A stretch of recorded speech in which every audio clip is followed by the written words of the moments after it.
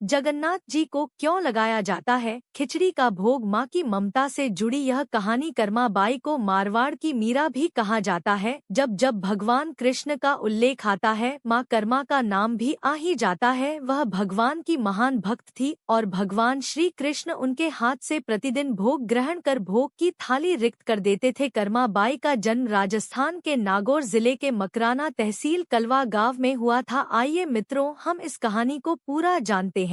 अगर आप मेरे चैनल पर नए हैं तो चैनल को सब्सक्राइब करिएगा, लाइक करिएगा, अपने प्रियजनों के साथ शेयर करना मत भूलिएगा। कमेंट में राधे राधे जरूर लिखिएगा। एक बार की बात है जब माँ कर्मा देवी के लिए भगवान को मंदिर छोड़कर समुद्र तट पर आना पड़ा था। साहू समाज के देवी माँ कर्मा देवी की जीवन गाथा की जानकारी समाज के अन्य लोगों को नहीं है। अंत में से आप समस्त लोगों को प्राप्त जानकारी के अनुसार माँ कर्मा देवी के जीवन की संक्षिप्त गाथा से आपको अवगत कराने का प्रयास कर रहे हैं। माँ कर्मा देवी के जीवन परिचय से अवगत होकर तथा उनके जीवन से प्रेरणा ले जगन्नाथपुरी का मंदिर चारों ओर हाहाकार मचा हुआ था। मंजिल से भगवान श्री कृष्ण की मूर्ति गायब हो गई। चारों दिशाओं में लोग मूर्ति की खोज में भागने लगे। सभी को इस बात का आश्चर्य था कि आखिर क्या हुआ, मूर्ति गायब कैसे हो गई। सभी एक दूसरे से पूछ रहे थे आखिर क्या हुआ और क्यों। मंजिल के पुजारी भक्तगण सभी मूर्ति की खोज में निकल पड़े। तभी मंदिर में एक भक्त ने बताया कि कुछ देर पहले एक बुढ़िया मंदिर में भगवान श्री कृष्ण के दर्शन करने आई थी। उसे पुजारी जी ने धक्का देकर मंदिर की सीढ़ियों के नीचे गिरा दिया था। वह रो रो कर भगवान को याद कर रही थी तथा कह रही थी, प्रभु दर्शन ही नहीं देना था तो मुझे यहाँ बुलाया ही क्यों। यह कहते हुए वह बुढ़िया बेहोश हो गई तथा पुजारी जी ने उसे समुद्र के किनारे टिकवा दिया। हो ना हो उसके बाद मूर्ति गायब हुई है। इतना सुनना था कि सारे लोग समुद्र के किनारे जाने लगे। वहां पहले से ही भारी भीड़ जमा थी तथा भगवान श्री कृष्ण साक्षात रूप में मां कर्मा को दर्शन दे रहे थे तथा उनकी पोटली से मां कर्मा द्वारा लाई गई खिचड़ी बड़े चाव से लेकर खा रहे थे।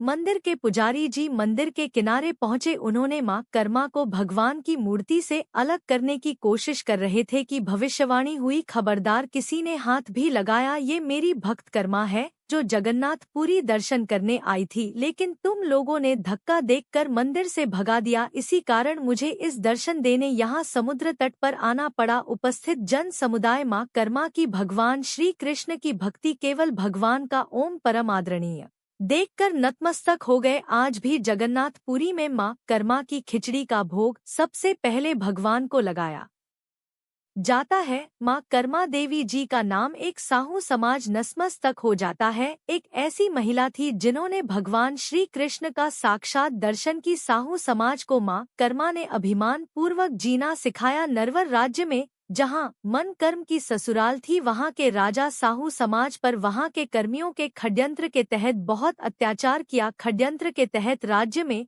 सभी को कुष्ठ का रोग बताया गया तथा राजा को सलाह दी गई कि यदि राज्य के सभी लोग आकर प्रतिदिन एक कुंड में तेल डालें, जब कुंड भर जाए तो उसे कुंड में हाथी को स्नान कराया जाए तो उसका रोग दूर हो सकता है। काम ऐसा था जिसका पूर्ण होना संभव ही नहीं था। यह तो बस कर्मा देवी की भक्ति, कृष्ण भक्ति से ईर्ष्या रखने वाले पाखंडी लोग षड्यंत्र का हिस्सा था तथा मां कर्मा के साथ साथ पूरी समाज को प्रताड़ित करने की योजना थी। जब मां कर्मा देवी को इस बात का पता चला, उन्होंने उसे राज्य के अत्याचार के विरुद्ध समाज को संगठित किया, अत्याचार के खिलाफ आवाज उठाई। राज्य राजा के आदेश से समाज को परिवार सहित भूखे मरने की नौबत आ गई, लेकिन मन कर्मा ने उसे विपत्ति के समय भगवान श्री कृष्ण को याद किया और कहा, प्रभु आज मेरे कारण मेरे समाज के इन भोले भाले नागरिकों को यह दिन देखना पड़ रहा है। प्रभु इनकी मदद करो। आज आपकी भक्ति पहली बार आपसे अपने समाज के लिए कुछ मांग रही है। कर्मा देवी की करुण पुकार सुनकर भगवान ने रातों रात ऐसी महिमा फैलाई कि उसे समस्या से समाज को मुक्ति मिल गई। रातों रात कुंड तेल से भर गया। पूरे नगर में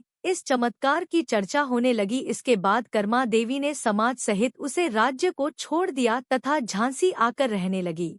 मां कर्मा के पिता रामसा झांसी जनपद के एक सम्मानित व्यक्ति थे। ईश्वर की कृपा से उनके पास सुख समृद्धि की कमी नहीं थी, बस कमी थी तो एक संतान की। वही इस कामना में अपनी दिनचर्या के साथ साथ ईश्वर भक्ति में लीन रहते थे तथा दोनों के प्रति दयावान थे। भगवान के आगाज भक्ति तथा धर्म कर्म का फल उन्हें मिला तथा चैत्र कृष्ण पक्ष की एकादशी सावंत 1073 को एक कन्या का जन्म उनके यहाँ हुआ। क्योंकि कन्या उनके कर्मों के कारण हुई थी, इसलिए उनके पिता ने उनका नाम कर्म रखा। विरासत में उन्हें भगवान भक्ति मिली तथा कुछ ही दिनों में कर्मा देवी की कृष्ण भक्ति की चर्चा आसपास के क्षेत्र में भी होने लगी। समय के साथ उम्र भी बढ़ने लगी, उनके पिता को विवाह की चिंता होने लगी। उन्होंने नरवर राज के प्रसिद्ध तेल का रंग के यहाँ अपनी पुत्री का विवाह कर दिया। विवाह के बाद भी माँ कर्मा देवी की दिनचर्या नहीं बदली, वह नित्य कर्म के साथ साथ कृष्ण भक्ति में लीन रही थी कि जबकि उनके पति आमोद प्रमोद में अपना जीवन व्यतीत करते थे तथा कर्म देवी को उनकी भक्ति पर ताने देते थे कि तुम इतनी भगवान की भक्ति करती हो, कभी भगवान ने तुम्हें दर्शन भी दिए हैं। कर्मा देवी बड़े ही सहज भाव से कहती थी कि एक न एक दिन भगवान मुझे दर्शन अवश्य देंगे। इसी श्रद्धा के साथ भक्ति में लीन रहती थी। एक बार उनके पति ने उनके सामने से भगवान की मूर्ति हटा दी, तब वह पूजा में लीन थी। उनकी आंखें खोलने पर जब उन्हें सामने से मूर्ति गायब दिखी तो मूर्छित होकर गिर पड़ी। कर्मा देवी के पति को उनके अपने कृत पर बड़ी आत्मग्लानि हुई। कर्मा देवी की आध्यात्म कृष्ण भक्ति से अभिभूत होकर उसी दिन से वह कर्मा देवी को भगवत भक्ति के प्रति नतमस्तक हो गए तथा उनकी भी जीवन शैली में भारी बदलाव आ गया। वह सारे आमोद प्रमोद तक ईश्वर भक्ति में समय व्यतीत करने लगे। भगवान भी अपने भक्तों की कैसी परीक्षा लेते हैं।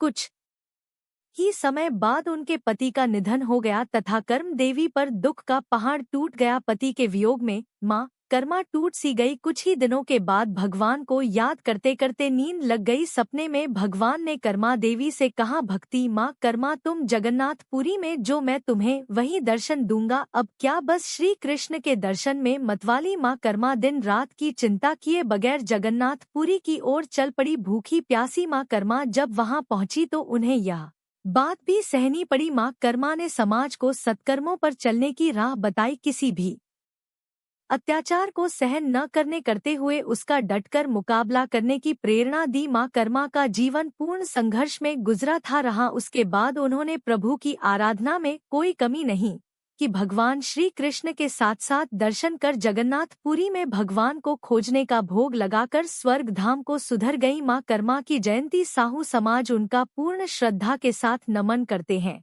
तथा उनके बताएं मार्ग पर चलने की शपथ लेता है। आज भी जगन्नाथपुरी में माँ कर्मा देवी की खिचड़ी का सर्वप्रथम भोग भगवान श्री कृष्ण को लगाया जाता है।